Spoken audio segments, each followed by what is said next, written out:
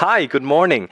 How far has your training agency come with our concept for the sales training? As you know, we want to start in 2 months. Hi, I'm glad you got in touch. I think we should discuss that again.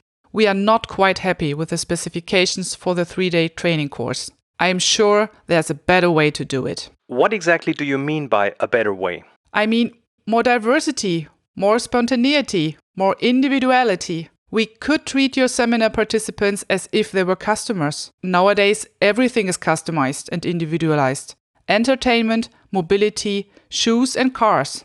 How's that supposed to work? Our company has to provide extensive education and training for many employees.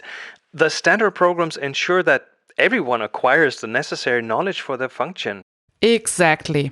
The 3-day seminars are forgotten faster than the cookies that were on the table. More than ever, it's time for us to adapt learning content to the needs of the participants. Ultimately, this means giving control to the students. There is no longer any need to determine a year in advance who will learn what and when. But we can't put together an individual offer for everyone. That's exactly what we should be doing. Today, we channel all participants through the same program, the greenhorns as well as the old hands, regardless of existing knowledge and individual needs. No wonder participation in courses is dwindling, and sometimes a classroom can only be filled by means of rewards or threats. To prevent this, there are technical solutions that have been around for a long time. Now I know what you're aiming for. We already have web-based courses on almost all topics on our internal platform. The participants can work through them regardless of time and place. And we already work with virtual classrooms. Well, then that's half the battle.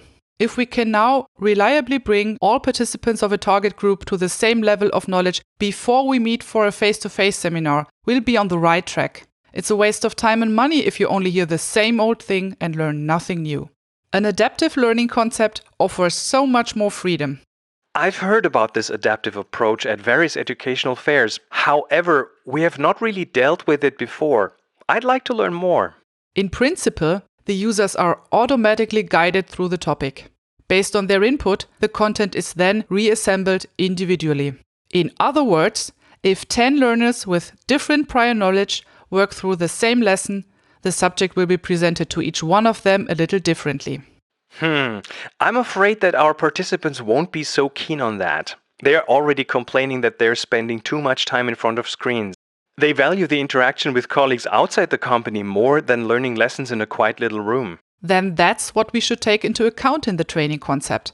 Many of your training manager colleagues already rely on cooperative, cross-industry learning processes, such as KPI-based experience exchange program or working out loud concepts. Collaboration is in demand. Sharing knowledge instead of just gathering knowledge.